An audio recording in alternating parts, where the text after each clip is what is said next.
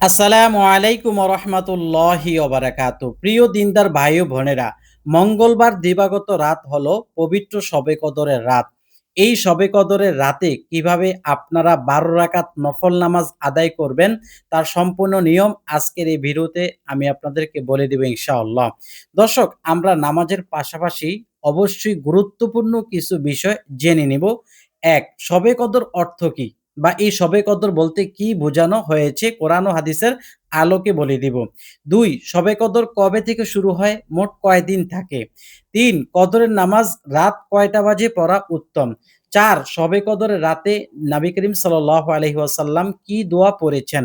৫. আপনি এই শবে কদরের রাতে ইবাদত করলে কি লাভ বা কি জাযা আল্লাহ পাক আপনাকে দিবেন? ৬. পুরুষরা এই রাতে ইবাদত কোথায় করবে? ৭. মহিলাদের মাসিক বা মেন্স পিরিয়ড অবস্থায় এই রাতের ইবাদত করতে পারবে কিনা? ৮. এই রাতের করণীয় ২ টি আমল কি? এরপর আমি আপনাদেরকে সরাসরি নামাজের নিয়মগুলো বলে দিব। দর্শক, A to Z বিষয়গুলো আলোচনার পূর্বে আমি আপনাদেরকে অনুরোধ করব ভিডিওটি প্রচারের জন্য একটি লাইক দিবেন। পরবর্তীতে এমন ভিডিও পাওয়ার জন্য আমল টিভি চ্যানেল সাবস্ক্রাইব করে পাশে থাকা বেল আইকন বাজিয়ে রাখবেন। তাহলে চলুন আমরা পুরো সম্পূর্ণ আলোচনাটি সহিভাবে জেনে নেই। দর্শক, শবে কদর অর্থ কি? শবে এই কথাটি হলো ফার্সি শব্দ, এটির অর্থ হলো রাত। আর কদর হলো নির্ধারণ করার। তাহলে বোঝা গেল নির্ধারণ করার রাত। কি নির্ধারণ করার রাত? এটা ব্যাখ্যায় আসছে মানুষের ভাগ্য নির্ধারণের রাত। এই রাতটিতে ভাগ্য নির্ধারণ হবে। কোন ব্যক্তি আগামী বৎসর কি খাবে এটা নির্ধারণ হবে। আপনি আগামী ১ বৎসর কি দিয়ে খাবার খাইবো এটা কদরের রাতটিতে নির্ধারিত হবে। আপনি আগামী ১ বছর কোথায়, কোথায় অ্যাক্সিডেন্ট হব সেটা নির্ধারিত হবে। আপনি আগামী ১ বৎসর কোথায়, কোথায় সম্মান লাভ করব সেটা নির্ধারিত হবে। আপনি আগামী ১ বৎসর কবে, কবে অসুস্থ হবে, কবে, কবে ডাক্তারের কাছে যাব সেটা নির্ধারিত হবে। আপনি আগামী বছরের কোন মাসে কত টাকা ইনকাম করব সেটা নির্ধারিত হবে। কোন বেলা কি দিয়ে খাবো সেটা নির্ধারিত হবে। অর্থাৎ আগামী ১ বছরের ভাগ্যে যা, যা লেখা হবে এই রাতটিতে লিখে ফেললে এরপরে ১ বছর এটা চলমান থাকবে। দর্শক, এজন্য এই কদরের রাতটি মহামূল্যবান। এই রাত্রিতে মানুষ ইবাদত করে যার, যার ভাগ্যটাকে সুন্দরভাবে সাজিয়ে নেওয়ার রাত। এই সাজিয়ে নেওয়ার রাতে যদি কেউ অহেতুকভাবে সময় নষ্ট করে, বেহুদাভাবে সময় নষ্ট করে বা এই রাতের মূল্য না দেয় তাহলে তার জন্য এই রাতটি হবে একটি পড়া-কপালের রাত। দর্শক, সেদিকে লক্ষ্য রেখে আমি আপনাদেরকে এই রাতের গুরুত্ব বুঝিয়ে এই রাত্রে ইবাদতগুলো কিভাবে করবেন, কিভাবে সাজিয়ে নিবেন, কিভাবে আপনি এই রাত্রিতে আপনার ভাগ্যকে গুছিয়ে নিবেন, ইনশাআল্লাহ এই ভিডিওতে আপনাদেরকে A to Z বিষয়গুলো বলে দিব। দর্শক, এই শবে কদর আমরা বুঝতে পারলাম এটা একটি ভাগ্য নির্ধারণের রাত এবং আমাদের কপালকে কিভাবে আমরা সাজিয়ে নিব, আগামী ১ বছর আমাদের জীবনের হায়াতটা কিভাবে বৃদ্ধি পাবে এবং আমাদের মউত যদি হয়ে যায়, মউত যদি লেখানো হয় তাহলে মউতটা কিভাবে ভালোভাবে হবে, পবিত্র অবস্থা হবে, শহীদি মউত হবে, সবকিছুই এই রাতটিতে নির্ধারণ হবে। এজন্য এটাকে বলা হয়েছে শবে কদর। দর্শক, এখন আমরা জানবো এই শবে কদর কবে থেকে শুরু হবে। এই শবে কদরটি শুরু হয় মাহে রমজানের ২০ রমজান শেষ, ২০ রমজানের দিবাগত রাতটি হলো ২১ রমজানের রাত। তাহলে ২১ রমজানের দিন নয়, ২০ রমজানের রাতটি হলো ২১ রমজানের রাত। তাহলে ২০ রমজানের রাত, তারপর হলো আপনার ২২ রমজানের রাত, অর্থাৎ জোর রমজানগুলো রাত হলো বিজোড় রমজানের রাত। এজন্য ২১, তারপর ২৩, ২৫, ২৭, ২৯ এই মোট ৫ রাত হলো শবে কদরের রাত। এখন কথা হলো এই রাত এতগুলা কেন? এটা তো যেকোনো একদিন হওয়ার কথা। প্রিয় দিনদার ভাই ও বোনেরা, হাদিস শরীফ আসছে নবী করিম সাল্লাল্লাহু আলাইহি ওয়াসাল্লাম আল্লাহর পক্ষ থেকে এই রাতের নির্ধারিত একটি তারিখ নিয়ে যখন আসার পথে আসতেছিলেন তখন দেখতেছেন ২ ব্যক্তির ঝগড়া লাগছে। আল্লাহ রাব্বুল আলামিন জানাইয়া দিলেন তার প্রিয় বন্ধু নবী মুহাম্মদ সাল্লাল্লাহু আলাইহি ওয়াসাল্লামকে এই শবে কদরের নির্ধারিত রাতটি একটি রাতের তারিখ জানিয়ে দিয়েছিলেন। কিন্তু নবী করিম সাল্লাল্লাহু আলাইহি ওয়াসাল্লাম আসার পথে দেখতে পাইলেন ২ ব্যক্তির ঝগড়া হচ্ছে। ওই ২ ব্যক্তির ঝগড়া দেখে নবী করিম সাল্লাল্লাহু আলাইহি ওয়াসাল্লাম এই শবে কদরের রাতের নির্ধারিত তারিখটি তিনি মন থেকে ভুলে গিয়েছেন, হারিয়ে ফেলছেন। আল্লাহ রাব্বুল আলামিন যে তারিখটি দিয়েছিলেন তিনি এতটুকু নিশ্চিত যে মাহে রমজানের শেষ ১০ দিনের বিজোড় রাত্রগুলা এর মধ্যে যেকোনো একটা রাত্র হবে। কিন্তু আমরা নির্দিষ্ট করে একটি রাতই পাইতাম। সেই রাতটি আমরা পাই নাই ওই দুর্ঘটনার কারণে। এইজন্য মাহে রমজানের শেষ দশকের বিজোড় রাত্রগুলাতে যদি কেউ তালাশ করে পবিত্র শবে কদরের রাত প্রতিটা রাত্রেই, তাহলে ওই ব্যক্তির ভাগ্যে শবে কদর জুটে যাবে। সুবহানাল্লাহ। এখন কথা হলো আমাদের দেশে অনেকেই ২৭ করে থাকে, এটা সম্পূর্ণ ভুল। ২৭ করার কোনো মানে নাই। ২৭ কে আপনি যেই নজরে দেখেন ওই নজরেই দেখতে হবে ২৫ রাত। ওই নজরই দেখতে হবে ২৩ রাত, ২১ রাত। কারণ নির্ধারিত যেহেতু বলা নাই ২৭ রাতেই যে শবে কদর নির্ধারিতভাবে বলা নাই। তাহলে আপনি ওই রাত্রটাকে যেমন গুরুত্ব দেন, ২১ রাত্রটাকেও তেমন গুরুত্ব দিতে হবে। ২৩ রাত্রেও তেমন গুরুত্ব দিতে হবে। আপনি যদি গুরুত্ব দিয়ে করতে পারেন, তাহলে ৫ টি রাতের যেকোনো একটি রাতেই আপনার কপালে জুটিয়া যাবে। সুবহানাল্লাহ। অনেকেই আছে ২৭ রাতেই ইবাদত করে, ২১ রাত্রিতে ইবাদত করে না, ২৩ রাত্রিতে ইবাদত করে না, ২৭ রাত্রিতে ইবাদত করে, ২৫ রাত্রিতে ইবাদত করে না। ওই ব্যক্তিদেরকে আমি বলব, যদি এটা ২৩ রাত্রিতে হয়, তাহলে তো আপনি ২৭ রাত্রে কদরের রাত্র ছাড়াই শুধুই ইবাদত করলেন। যদিও সেই ইবাদতের মূল্য আছে, তবে ১,০০০ মাসের চেয়েও যে উত্তম ইবাদত, ওইটার গুরুত্ব আপনি পাইলেন না।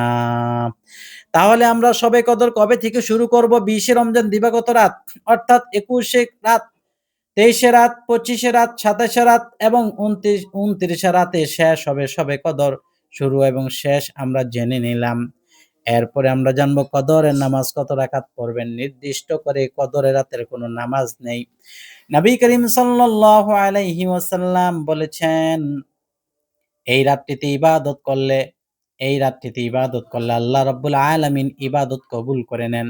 আর এই রাতটি সম্পর্কে আল্লাহ রাব্বুল আলামিন বলছেন ১০০০ মাসের চেয়েও উত্তম। তাহলে ১০০০ মাসের চেয়েও যাইতে উত্তম এই রাত্রিতে রব্বুল আলামিন বান্দার দোয়া কবুল করেন। কিন্তু নির্ধারিতভাবে নামাজের সংখ্যা বলা হয় নাই। নির্ধারিতভাবে কোনো ইবাদতের কথা বলা হয় নাই। এই রাত্রটা ইবাদতের রাত। এখন কোন ইবাদত করবে নির্ধারিতভাবে বলা নাই। এইজন্য আপনি যেই কোনো ইবাদত করতে পারেন। আপনি নামাজ পড়তে পারেন, আপনি নফল সালাত পড়তে পারেন, জিকির করতে পারেন, তাসবিহ পড়তে পারেন, যেকোনো খতম আদায় করতে পারেন। এখন কথা হলো নামাজ কয় রাকাত পড়বেন? নামাজ কেউ ৪ রাকাত পড়ে, কেউ ৮ রাকাত পড়ে, কেউ ১২ রাকাত পড়ে। এই ১২ রাকাত নামাজ বিভিন্ন নফল নামাজ যেহেতু ১২ রাকাত পড়া উত্তম। ১২ রাকাত পড়লে আপনার ৪ রাকাত, ৪ রাকাত, ৮ রাকাত, ৩ ৪ ১২ রাকাত। এইজন্য অনেকেই ১২ রাকাত নামাজ আদায় করে তাহাজ্জুদের সাথে মিল রেখে। যেহেতু নবী করিম সাল্লাল্লাহু আলাইহি ওয়াসাল্লাম রাতের নামাজ ১২ রাকাত পড়তেন। এইজন্য অনেকেই নফল সালাতগুলো ১২ রাকাত নেয়। আপনি যদি ১২ রাকাত পড়তে পারেন কোনো সমস্যা নেই। যদি ১২ রাকাত না পড়েন তাহলে ৮ রাকাত তাহাজ্জুদের নামাজ পড়লেও হয়ে যাবে। এরপরে আমরা জেনে নিব কদরের নামাজ রাত কখন পড়বেন? কদরের নামাজ রাত এশার নামাজের পরে পড়বেন। এশারের নামাজের পরে যদি আপনি না পারেন তাহলে তারাবির পরে পড়বেন। তারাবির পরেও যদি না পারেন ভোর রাত্রিতে পড়ার সুযোগ রয়েছে সেহরি খাওয়ার আগে। কিন্তু আপনি ফজরের আজান হয়ে গেলে এই রাত্রিটাকে হারিয়ে ফেলবেন। এই রাত্রি আর আপনার কাছে থাকবে না। কারণ এই রাত শুরু হয় মাগরিবের পর থেকে নিয়ে ফজরের আজানের আগ পর্যন্ত শেষ হয়। তাইলে এই রাতের ইবাদত করতে হলে রাতের যেকোনো সময়ই পড়তে পারবেন। তবে উত্তম হলো এশারের নামাজ পড়ে, তারাবির নামাজ পড়ে বিতিরকে সামনে রেখে পাঠ করা। এটাই হলো সর্বোত্তম টাইম। বুঝাইতে পারলাম কিনা? এরপরে আমরা জেনে নিব শবে কদরের রাতের দোয়াটি কি? নবী করিম সাল্লাল্লাহু আলাইহি ওয়াসাল্লাম এই রাত্রিতে খুব চমৎকার একটি দোয়া পাঠ করেছেন। যেই দোয়াটি তিরমিজি শরীফ, আপনারা মনে হয় হাদিসের কিতাবের নামটি শুনেছেন তিরমিজি শরীফ ও মুসনাদে আহমদ। এই ২ টি বিখ্যাত হাদিস গ্রন্থে আসছে নবী করিম সাল্লাল্লাহু আলাইহি ওয়াসাল্লাম আয়েশা রাদিয়াল্লাহু আনহাকে এই শবে কদরের বিশেষ দোয়াটা শিখাইয়া দিয়েছেন। সুবহানাল্লাহ। নবী করিম সাল্লাল্লাহু আলাইহি ওয়াসাল্লাম এই দোয়াটা পাঠ করতেন, আল্লাহুম্মা ইন্নাকা আফুউন তুহিব্বুল আফওয়া ফা'ফু আন্নী। আল্লাহুম্মা রাব্বে কারীম, আয় আল্লাহ, ইন্নাকা নিশ্চয়ই আপনি আফুউন ক্ষমাকারী, তুহিব্বুল আফওয়া আর আপনি ক্ষমা করাকে ভালোবাসেন, ফা'ফু আন্নী সুতরাং আপনি আমাকে ক্ষমা করে দেন। সুবহানাল্লাহ বলেন। কত সুন্দর অর্থ। আল্লাহ আপনি ক্ষমাকারী, আপনি ক্ষমা করাকে ভালোবাসেন, সুতরাং আমাকে ক্ষমা করে দেন। আল্লাহুম্মা ইন্নাকা আফুউন তুহিব্বুল আফওয়া ফা'ফু আন্নী। এখন আমার সাথে একবার বলেন, আল্লাহুম্মা ইন্নাকা আফুউন তুহিব্বুল আফওয়া ফা'ফু আন্নী। এই দোয়াটা ৩ বার পাঠ করবেন আর অর্থের দিকে খেয়াল করবেন। নবী করিম সাল্লাল্লাহু আলাইহি ওয়াসাল্লাম এই দোয়াটি পাঠ করতেন। দর্শক, এখন আমরা জেনে নিব মোট কত রাকাত নামাজ আপনি পড়লেন? ১২ রাকাত। কিন্তু কথা হলো এই ১২ রাকাত নামাজের আগে পরে বা মাঝখানে কোনো দোয়া আছে কিনা? না, কোনো দোয়া নাই। যেকোনো দোয়াই আপনি পাঠ করতে পারবেন, কোনো সমস্যা নেই। তবে আমি নির্ধারিত ২ টি দোয়ার কথা বলে দিব। যেই ২ টি দোয়া আপনি যদি শবে কদরের রাত্রিতে পাঠ করতে পারেন, আপনার কপাল আল্লাহ রাব্বুল আলামিন খুলিয়ে দিবে। সুবহানাল্লাহ। এখন আমরা জানবো পুরুষরা কদরের ইবাদত কোথায় করবে?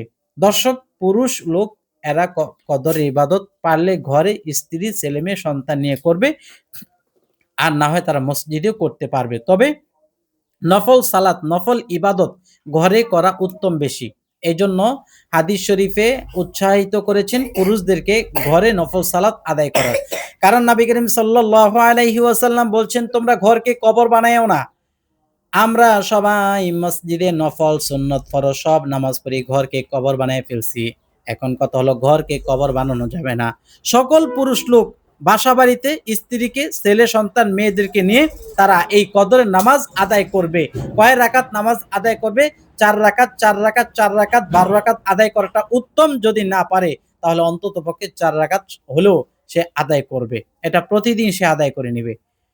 সবাইকে নিয়ে ঘরে আদায় করবে। আর যদি সে মন না চায় বা ঘরে ঐরকম পরিবেশ না পায়, তাহলে সে মসজিদে এই শবে কদরের রাত্রির যে ইবাদতগুলো সে সেখানে করতে পারবে। এরপরে আমরা জেনে নিব মহিলাদের মাসিক থাকলে বা মিন্স পিরিয়ড হলে এই ইবাদতগুলো কিভাবে করবে। প্রিয় দিনদার মা বোনেরা, এই রাত্রিতে নৈরাশ হওয়ার কিছুই নেই। আপনি শুধু কোরআন তেলাওয়াত করতে পারবেন না, নামাজ পড়তে পারবেন না। এছাড়া আপনি শুধু সেজদায় পড়ে যেকোনো দোয়া পাঠ করতে পারবেন, কোনো সমস্যা নেই।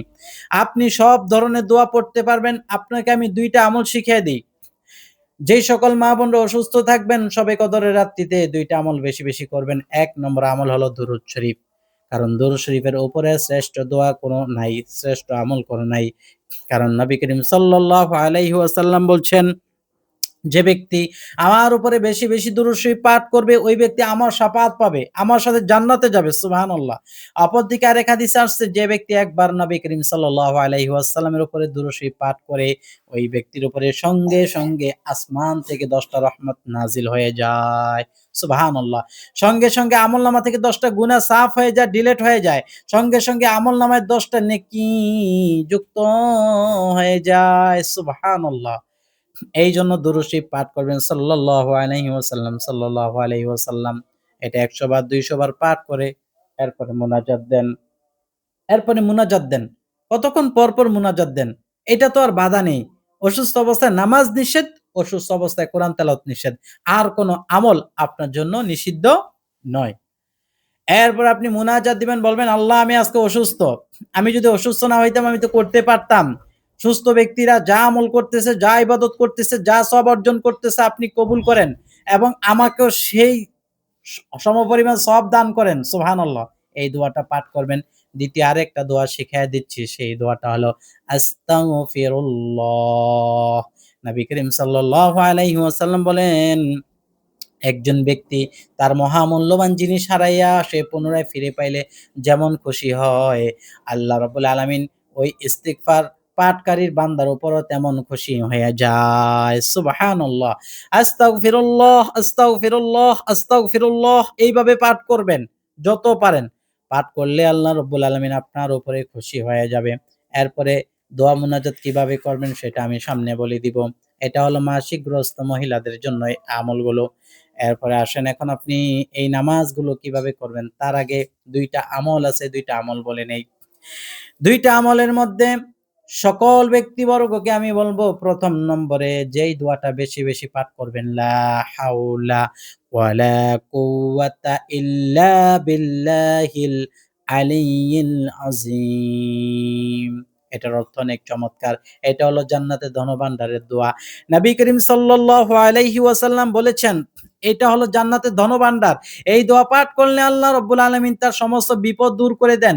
এই দোয়া অসম্ভব কাজকে সম্ভব করে ফেলে আল্লাহ রাব্বুল আলামিন। আপনার দেয়ালে পিঠ ঠেকে গেছে, আপনি বিপদে পড়ে আছেন। এই দোয়া পাঠ করেন আল্লাহ পাক আপনাকে উদ্ধার করবে। আপনার মামলা মোকদ্দমা দিয়ে আপনাকে জড়সড় করে রেখেছে, আপনি কোথাও যেতে পারেন না। আপনি যেখানে যাইবেন ভয় কখন জানি আপনি অ্যারেস্ট হইয়া যান। এই দোয়া পাঠ করেন। কোনো কিছুই আপনাকে অ্যারেস্ট করতে পারবে না। আপনার শত্রু আপনার পেছনে কঠিনভাবে লেগে আছে, আপনি এই দোয়া পাঠ করেন। কোনো কিছুই আপনাকে ছুঁইতে পারবে না। আল্লাহু আকবার। দোয়াটার অর্থটা পড়বেন, দোয়াটা পড়বেন আর অর্থটার দিকে খেয়াল রাখবেন। লা হাওলা ওয়ালা কুওয়াতা ইল্লা বিল্লাহ। লা হাওলা নাই কোনো ভরসা, ওয়ালা কুওয়াতা নাই কোনো শক্তি, ইল্লা বিল্লাহ আল্লাহ ছাড়া নাই কোনো ভরসা, নাই কোনো শক্তি, আল্লাহ আপনি ছাড়া। আল্লাহ লা হাওলা ওয়ালা কুওয়াতা নাই কোনো শক্তি, নাই কোনো ভরসা আল্লাহ আপনি ছাড়া। আপনি আমার মেয়েকে বিবাহের ব্যবস্থা করে দেন। সুবহানাল্লাহ। লা হাওলা ওয়ালা কুওয়াতা ইল্লা বিল্লাহ নাই কোনো ভরসা, নাই কোনো শক্তি আল্লাহ আপনি ছাড়া। আপনি আমার ছেলেকে বিদেশে যাওয়ার ব্যবস্থা করে দেন। লা হাওলা নাই কোনো ভরসা, ওয়ালা কুওয়াতা নাই কোনো শক্তি আমার কোনো শক্তি নাই, আমার কোনো ভরসা নাই কারো উপরে। আর আমার কোনো শক্তি নাই কারো মাধ্যমে বা নিজের যে আমি এই কাজটা সম্পাদন করব। সুতরাং আপনি আমার জীবনের সকল কাজ সম্পাদন করে দিন। আপনি আমার ইহকাল সুন্দর করে দিন। আপনি আমার পরকাল সুন্দর করে দিন। আমার স্বামীর ইনকাম নাই, ইনকামের ব্যবস্থা করে দিন। আল্লাহ আপনার আমার পরিবারের ভিতরে অশান্তি লেগে আছে, অশান্তি দূর করে দিন। এই দোয়া বেশি, বেশি কদরের রাত্রিতে পাঠ করবেন। লা হাওলা ওয়ালা কুওয়াতা ইল্লা বিল্লাহ। ২ রাকাত ৪ রাকাত নামাজের পর এই আমলটি করেন। আপনি অবশ্যই মুক্তি পায়া যাবেন। সুবহানাল্লাহ। তারপরে ২য় নম্বর আমল আরেকটা দোয়ার কথা বলবো। সেটা হলো আল্লাহুম্মাহদিনি ওয়াসাদ্দিদিনি। আল্লাহ আপনি আমাকে হেদায়েত দান করেন। আল্লাহুম্মাহদিনি ওয়াসাদ্দিদিনি। আল্লাহুম্মাহদিনি ওয়াসাদ্দিদিনি। আল্লাহ আপনি আমাকে হেদায়েত নসিব করেন। সুবহানাল্লাহ। আল্লাহ আপনি আমাকে হেদায়েত দেন। আমি যাতে পথভ্রষ্ট না হই, আমি যাতে সঠিক পথে থাকি, আমি যাতে ইসলামের পথে থাকি। এই দোয়াটা এই রাত্রিতে বেশি, বেশি করে পাঠ করবেন। এরপরে আসেন নামাজের কথা। এখন আমরা নামাজের পর্বে চলে যাব। কিভাবে আপনি ১২ রাকাত নফল সালাত আদায় করবেন।